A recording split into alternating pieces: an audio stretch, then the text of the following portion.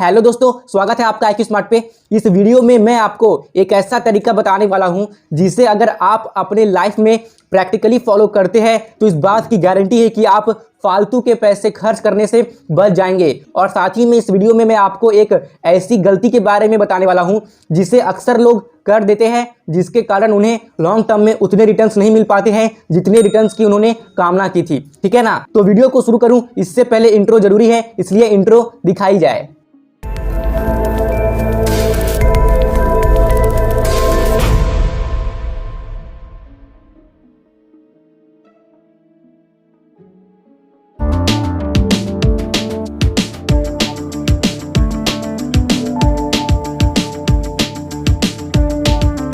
अब आगे बढ़ने से पहले मैं आपके साथ एक बहुत ही जरूरी बात शेयर करना चाहता हूं।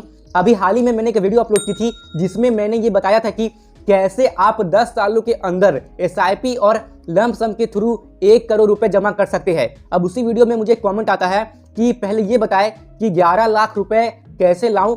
सबसे पहले आप मुझे ये बताएं।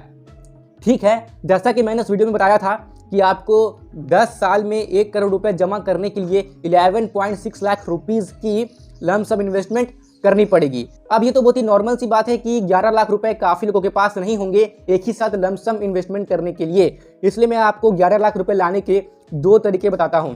सबसे पहला तरीका, आप जो भी जॉब करते हैं तो आपको अपने जॉब के अलावा भी कोई काम करना पड़ेगा, कोई स्किल सीखनी पड़ेगी, ऐसी डिमांडेबल स्किल जिसके लिए आपको ज़्यादा पैसे मिले। आपको अलग से भी कोई काम करना पड़ेगा, आपको सेविंग करनी पड़ेगी, तभी आपके पास 11 लाख रुपए जमा हो सकते हैं। या अगर आप इतनी सेविंग नहीं कर सकते या अगर आपके पास इतना टाइम नहीं है कि आप कोई अलग सी डिमांडेबल स्किल सीख सके और पैसे कमा सके, तो आपके लिए सबसे बेस्ट यही रहेगा कि आप SIP करें। मेरा मतलब ये है कि आपकी कम से कम 80-90 हज़ार तो मंथली सैलरी होनी ही चाहिए, तभी ऐसा पॉसिबल है। तो आप क्या करेंगे कि आपको 13,000 रुपये की मंथली SIP शुरू करनी पड़ेगी। जी हाँ, 13,000 रुपये की मंथली SIP। अगर आप 13,000 रुपये की मंथली SIP करते हैं जहां आपको हर साल की रिटर्न मिलेगी 15%, तो 5 सालों में आपके पास हो जाएगा 11.66 लाख रुपीज़। यानी कि आपको 11 लाख रुपया लाने के लिए 5 साल तक रुकना पड़ेगा, जिसके लिए आपको मंथली 13,000 रुपये की SIP करनी पड़ेगी 5 सालों तक। और 13,000 रुपये की SIP आप तभी अफोर्ड कर सकते हो जब आपकी सैलरी अच्छी खासी हो, जैसे कि 70,000, 80,000, 90,000 या उससे ज़्यादा तो और भी अच्छा, तभी ऐसा हो सकता है। क्योंकि 11 लाख रुपए जमा करने हैं, ये तो कोई चमत्कार नहीं हो जाएगा कि मैं आपको कुछ चमत्कारी तरीका बताऊंगा और पैसा आपके हाथ में आ जाएगा। नहीं, आपको ये पैसा जमा करने पड़ेंगे। और जमा करने के लिए मैंने आपको 2 तरीका बताया, या तो जॉब के अलावा भी कोई डिमांडेबल स्किल सीख के उस पर काम कीजिए और पैसे कमाइए, जमा कीजिए, या फिर SIP के थ्रू भी आप कर सकते हैं, जिसके लिए आपको पर मंथ 13,000 रुपये SIP करने की जरूरत पड़ेगी, जिसके लिए आपको पर मंथ 13,000 रुपये की SIP करनी पड़ेगी। 5 सालों में आपके पास 11.66 लाख रुपीज़ होगी। चिंता करने की कोई बात नहीं है। अब आइए मैं आपको वो तरीका बताता हूं जिसका उपयोग करके आप फालतू के पैसे खर्च करने से बच सकते हैं। तो मैं ऐसा मान के चलता हूं कि मेरे पास 50 रुपया है या आपके पास 50 रुपया है, जो मान लीजिए। तो फालतू का खर्च करने का मतलब क्या होता है? जिस खर्च को करने की हमें कोई ज़रूरत नहीं है, वो खर्च को करने से हमें उल्टा और नुकसान ही होगा, फिर भी उस पैसे को खर्च कर देना। मेरी बात को समझिए। हमें मतलब ये पता है कि अगर मैं इस पैसे को खर्च करता हूं तो इससे मुझे लॉस होगा, इससे मुझे आगे चल के समस्या का सामना करना पड़ेगा, फिर भी मैं उस पैसे को खर्च कर दे रहा हूं, तो इसको फालतू खर्च बोलते हैं, जिसकी ज़रूरत नहीं है। और जो खर्च करने की वजह से फ्यूचर में प्रॉब्लम हो तो ऐसे खर्चों को फालतू का खर्च कहा जाता है, जो कि अक्सर लोग जाने अनजाने में कर ही देते हैं। तो मैं मान रहा हूँ कि मेरे पास 50 रुपये है और मैं सोच रहा हूँ कि कैसे मैं इस 50 रुपये को फालतू की चीज़ों में खर्च कर दूँ।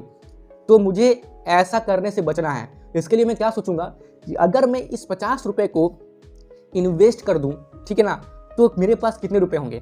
हालांकि 50 रुपये की लमसम कहीं नहीं होती है, अगर होती होगी तो मुझे आप कमेंट में बताएं। लेकिन यहाँ पे मैं एग्जांपल के तौर पे आपको समझाने के इरादे से मैं ये चीज़ बता रहा हूँ कि अगर मैं इस 50 रुपये को इन्वेस्ट कर देता हूँ जहाँ मुझे हर साल 15% की रिटर्न मिलेगी, तो 30 सालों में वही 50 रुपये हो जाएंगे 3,311 रुपये। तो 50 रुपये 3,311 रुपये हो जा रहे हैं 30 सालों में। क्या ये कमाल की बात नहीं है? तो मैं ये सोचूंगा, अगर ये मेरे हाथ से 50 रुपये चले जाता है तो मेरे हाथ से असल में 3,311 रुपये जा रहा है। तो मैं अपने हाथ से 3,311 रुपये क्यों जाने दूं मैं? ये अमाउंट तो मतलब जो भी है, लेकिन अमाउंट तो अमाउंट है। अब 3,311 रुपये हो सकता है कि काफ़ी लोगों के लिए बड़ी अमाउंट हो, तो मैं उस अमाउंट को खो दे रहा हूँ आज केवल 50 रुपये फालतू के खर्च करने की वजह से। और मैंने तो बात की सिर्फ 50 रुपये की, लोग क्या करते हैं कि इससे ज़्यादा ही फालतू के खर्च करते हैं।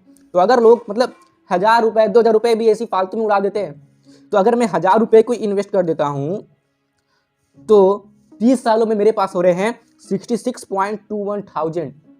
तो 1000 रुपये फालतू का खर्च करने में लाभ है, या 1000 रुपये को इन्वेस्ट कर देंगे तो 30 सालों में आपके पास हो जा रहे हैं 66.212 रुपीज़। तो आपको ऐसा सोच के चलना है कि अगर आज मैं इस 1000 रुपये को खर्च कर देता हूँ तो मैं आने वाले भविष्य में 66.21 थाउजेंड रुपीज़ खर्च कर रहा हूँ, यानी कि मैं लगभग 66,000 रुपये खर्च कर रहा हूँ आज केवल 1000 रुपये खर्च करने की वजह से। और जो लोग महीने के 10,000 रुपये फालतू का खर्च कर देते हैं उनके लिए देखिए क्या होता है। अगर उसे इन्वेस्ट कर दिया जाए तो 30 सालों में होंगे 6.62 लाख रुपीज़। आप समझ पा रहे हैं मैं आपको क्या कहना चाह रहा हूँ कि आज मैं जो 10,000 रुपये फालतू के खर्च कर रहा हूँ, इसका मतलब ये है कि मैं भविष्य में 6.62 लाख रुपीज़ कमाने का मौका छोड़ रहा हूँ। आज जो आपको ये 10,000 रुपया फालतू लग रहा है और इसे आप फालतू की चीज़ों में उड़ा दे रहे हो, खर्च कर दे रहे हो, इसके लिए आप फ्यूचर में 6.62 लाख रुपीज़ का लॉस सह रहे हो। तो आप ये लॉस क्यों सहोगे? तो आपको ऐसे ही सोचना है कि आप जो भी पैसे को फालतू के खर्च करने के लिए सोचते हो, फिर चाहे 50 रुपया हो, 100 रुपया हो, 1000 रुपया हो, या 2000 रुपया हो, या 5000 रुपया हो, या फिर 10,000 या 1 लाख रुपया क्यों ना हो। आप ही सोचो कि इस पैसे को खर्च करने से मुझे फ्यूचर में कितना लॉस हो सकता है, ठीक है ना। जैसे कि मैंने आपको समझाया कि 50 रुपये खर्च करने से आपको 3000 रुपये का लॉस हो रहा था, आपको फ्यूचर में 3,311 रुपये का लॉस हो रहा था। 10,000 रुपया खर्च करने से आपको फ्यूचर में 6.62 लाख रुपीज़ का लॉस हो रहा था। तो आपको ऐसा सोच के चलना है। अगर आप ऐसा सोच के चलोगे तो आप फालतू के खर्च करने से बच जाओगे। हमेशा सोचो कि इस पैसे को खर्च करूंगा तो मैं फ्यूचर में कितना लॉस करूंगा, और अगर मैं इस पैसे को इन्वेस्ट करूंगा तो फ्यूचर में मुझे कितना फायदा होगा, कितना लाभ होगा। इस बात को सोच के चलिए, ठीक है ना। अब एक गलती जो अक्सर लोग करते हैं किसी म्यूचुअल फंड में इन्वेस्टमेंट करने में, जिसके लिए उन्हें फ्यूचर में कम लाभ होता है, तो इसका कारण मैं आपको बता रहा हूँ कि कोई म्यूचुअल फंड क्या होती है ना, बस किसी पर्टिकुलर सेक्टर में ही इन्वेस्ट करती है। जैसे कि कोई म्यूचुअल फंड केवल फार्मा सेक्टर में इन्वेस्ट करेगी, जैसे कोई म्यूचुअल फंड केवल FMCG सेक्टर में इन्वेस्ट करेगी, कोई म्यूचुअल फंड केवल केमिकल सेक्टर में, कोई म्यूचुअल फंड केवल टेक सेक्टर में। तो एग्जांपल के लिए मान लीजिए कि कोई एक म्यूचुअल फंड है और वो केवल एक पर्टिकुलर सेक्टर में इन्वेस्ट करती है, जैसे कि मान लीजिए फार्मा सेक्टर में। अब मान लीजिए मार्केट में कुछ ऐसी सिचुएशन आती है जिससे कि फार्मा सेक्टर अच्छा से परफॉर्म नहीं कर पाती है। तो अगर फार्मा सेक्टर अच्छा से परफॉर्म नहीं कर पाएगी तो आपने जिस म्यूचुअल फंड में इन्वेस्ट किया है, जो म्यूचुअल फंड फार्मा सेक्टर में स्पेशली इन्वेस्ट करती है, तो इससे आपको भी अच्छे रिटर्न्स नहीं मिल पाएंगे। फार्मा सेक्टर का अच्छे से परफॉर्म ना करना, इसका मतलब यह है कि जिन्होंने फार्मा सेक्टर में निवेश किया है उनको लॉस होना, उनके रिटर्न्स नेगेटिव में जाना।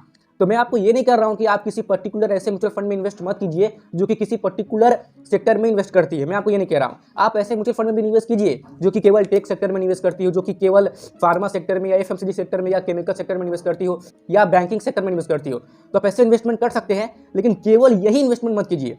मेरा कहने का मतलब है कि आप अपने सारे पैसे को केवल ऐसे ही म्यूचुअल फंड में इन्वेस्ट मत कर दीजिए जो केवल बैंकिंग सेक्टर में ही इन्वेस्ट करती है।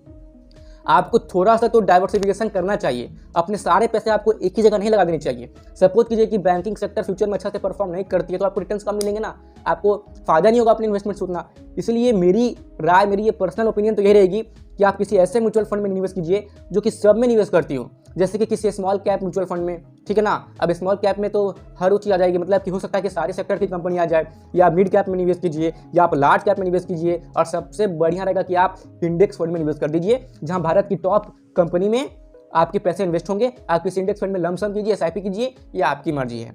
लेकिन बस किसी एक पर्टिकुलर सेक्टर में इन्वेस्ट करने वाली म्यूचुअल फंड में केवल उसी में इन्वेस्ट करके रहिएगा तो आपको भविष्य में लॉस का सामना करना पड़ सकता है। हो सकता है कि आपको कम रिटर्न मिले, हो सकता है कि कम रिटर्न मिलेंगे। अगर उस सेक्टर ने अच्छा परफॉर्म किया तो अच्छे रिटर्न मिलेंगे, ठीक है ना। लेकिन मतलब कहने का मतलब है कि थोड़ा रिस्क होता है कि अगर कोई म्यूचुअल फंड केवल बैंकिंग सेक्टर में निवेश करिए तो आप भी केवल उसी में सारे पैसे डाल दो, तो रिस्क होता है, ठीक है ना। अगर बैंकिंग सेक्टर अच्छा से परफॉर्म नहीं की तो रिस्क होता है।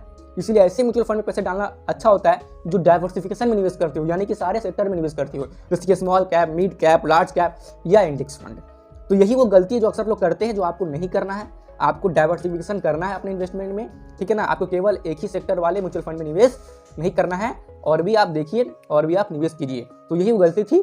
तो इस वीडियो में मैंने आपको 3 चीज़ बताया। पहला, मैंने उस कमेंट का रिप्लाई दिया कि कैसे 11 लाख रुपया आएगा, 11.6 लाख रुपीज़, ठीक है ना। दूसरा, मैंने ये बताया कि कैसे आप फालतू के पैसे खर्च करने से बच सकते हो। और तीसरा, मैंने उस गलती के बारे में बताया जो अक्सर लोग करते हैं इन्वेस्टमेंट करने वक्त, जिसके लिए उन्हें फ्यूचर में कम रिटर्न्स मिलते हैं। तो मैं आशा करता हूं कि आपको इस वीडियो से वैल्यू मिली होगी। अगर मिली तो प्लीज़ मुझे कमेंट करके बता दीजिए। अपना ओपिनियन मेरे साथ कमेंट बॉक्स में जरूर से शेयर कीजिए, और साथ ही इस वीडियो को आप अपने दोस्तों और संबंधियों के साथ जरूर से शेयर कीजिए ताकि उनको भी ज्ञान हो पाए। यहाँ तक रुकने के लिए और मेरी बातों को ध्यान से सुनने के लिए आपका सच्चे मन से बहुत बहुत धन्यवाद। मिलता हूँ मैं आपसे फिर किसी अगले वीडियो में।